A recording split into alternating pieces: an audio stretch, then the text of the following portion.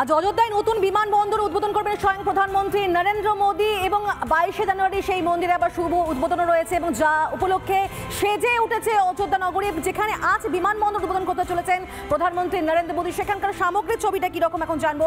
সরাসরি পৌলমী রয়েছেন আমাদের সঙ্গে। পৌলমী, এই যে বিমানবন্দর উদ্বোধন এবং সেক্ষেত্রে প্রধানমন্ত্রী তিনি নিজে যাবেন, তার হাত ধরে উদ্বোধন হতে চলেছে, মানে এই যে ঐতিহ্য এবং একই সঙ্গে আধুনিকতার একটা মেলবন্ধন দেখতে পাবো আজকে আমরা। পৌলমী। একদমই তনয়া, ঐতিহ্য আধুনিকতার মেলবন্ধন এবং সঙ্গে উৎসবের আমেজ সব মিলিয়ে জমজমাট অযোধ্যা। এই মুহূর্তে যে মহর্ষি বাল্মীকি আন্তর্জাতিক বিমানবন্দরের যে গেটের সামনে আমরা দাঁড়িয়ে রয়েছি, কিছুক্ষণের মধ্যেই এই গেট থেকেই বেরিয়ে আসবেন প্রধানমন্ত্রী নরেন্দ্র মোদী। নিরাপত্তার কারণে আমাদেরকে সরিয়ে দেওয়া হচ্ছে। কিছুক্ষণ আগেও আমরা সিকিউরিটি অফিসারদের সঙ্গে কথা বলছিলাম, তারা আমাদেরকে সরিয়ে দেওয়ার চেষ্টা করছেন, কেননা নিরাপত্তার কারণে আমাদেরকে এখানে থাকতে দেওয়া হচ্ছে না। কিছুক্ষণের মধ্যেই আমাদেরকে হয়তো দূরে সরে যেতে হবে। তবে এই গেটটাই এক্সক্লুসিভলি একমাত্র বাংলা চ্যানেল রিপাবলিক বাংলা এখানে পৌঁছে গিয়েছে। একমাত্র বাংলা চ্যানেল রিপাবলিক বাংলা অযোধ্যাতে রয়েছে এবং একই সঙ্গে সেই ছবি বিমানবন্দর থেকে এক্সক্লুসিভলি তুলে ধরছে। এই গেট থেকে কিছুক্ষণের মধ্যে বেরিয়ে আসবেন প্রধানমন্ত্রী নরেন্দ্র মোদী। সেই কারণে আঁটো নিরাপত্তার বন্দোবস্ত করা হয়েছে, একেবারে হাই সিকিউরিটি জোন। যেহেতু দেশের প্রধানমন্ত্রী নরেন্দ্র মোদী তিনি এখানে আসছেন, নিরাপত্তার ছবিটা দেখাচ্ছি এবং উৎসবের যে ছবিটা, গোটা অযোধ্যা একেবারে সেজে গিয়েছে উৎসবের আমেজে।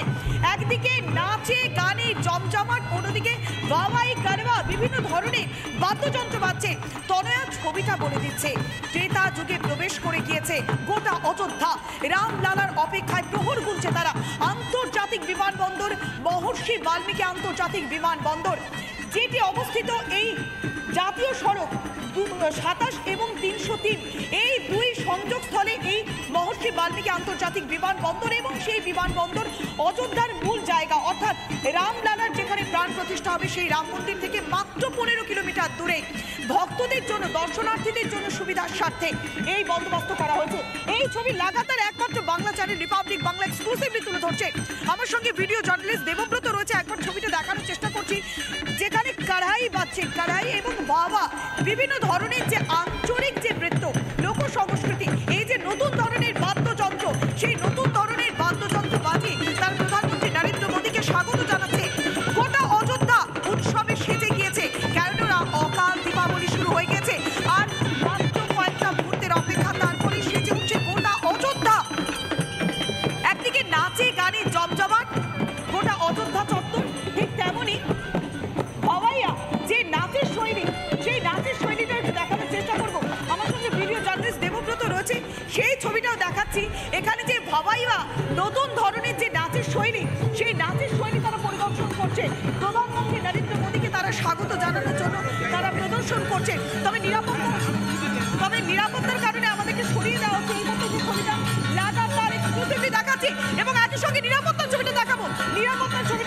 একেবারে হাই সিকিউরিটি জোন, যেখানে তৎপরতা তুঙ্গে। পুলিশ প্রশাসনের পক্ষ থেকে বারবার আমাদেরকে সরিয়ে দেওয়া হচ্ছে, কেননা এই গেট থেকে, ঠিক এই গেট থেকেই বেরিয়ে আসবেন প্রধানমন্ত্রী নরেন্দ্র মোদী। আর মাত্র কয়েকটা মুহূর্তের অপেক্ষা, একেবারে আঁটো নিরাপত্তা। কিছুক্ষণের মধ্যেই বেরিয়ে আসবেন দেশের প্রধানমন্ত্রী নরেন্দ্র মোদী। সেই কারণে নিরাপত্তা একেবারে তুঙ্গে। সেই ছবি এক্সক্লুসিভলি দেখাচ্ছি রিপাবলিক বাংলাতে। তনয়া, একেবারে ঠিক তাই। পৌলমী, তুমি থাকো আমাদের সঙ্গে। আমাদের আরো অনেক প্রতিনিধি রয়েছে এবং সমস্ত খবর কিন্তু আপনারা খুঁটিনাটি যাবতীয় তথ্য জানতে পারছেন রিপাবলিক বাংলায়।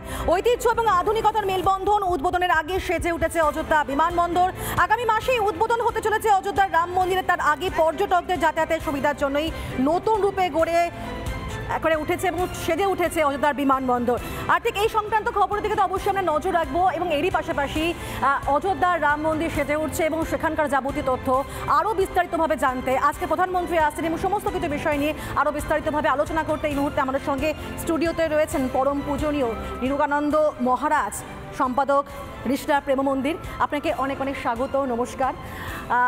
আপনার সঙ্গে সাক্ষাৎ হয়েছিল প্রধানমন্ত্রী নরেন্দ্র মোদী, আর আজকে এই বিশেষ দিনে প্রধানমন্ত্রী নরেন্দ্র মোদী তিনি যাচ্ছেন অযোধ্যায় বিমানবন্দর উদ্বোধন করতে।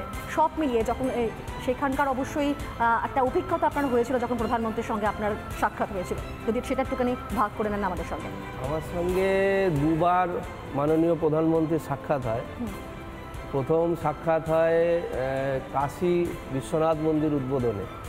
সেই জন্য আমরা বাংলা থেকে প্রায় 12 জন সাধু নিমন্ত্রিত ছিলাম এবং একবারে প্রথমের সারিতে বসার সুবাদে নরেন্দ্র মোদীজির সঙ্গে একটা সামনাসামনি সাক্ষাৎ হয় এবং তার একদম সামনে থেকে তার অনুষ্ঠানটি দেখবার, ধর্মীয় অনুষ্ঠানের হলেও তার উদ্বোধনী ভঙ্গিমা এগুলো আমরা দেখার সৌভাগ্য হয়েছিল।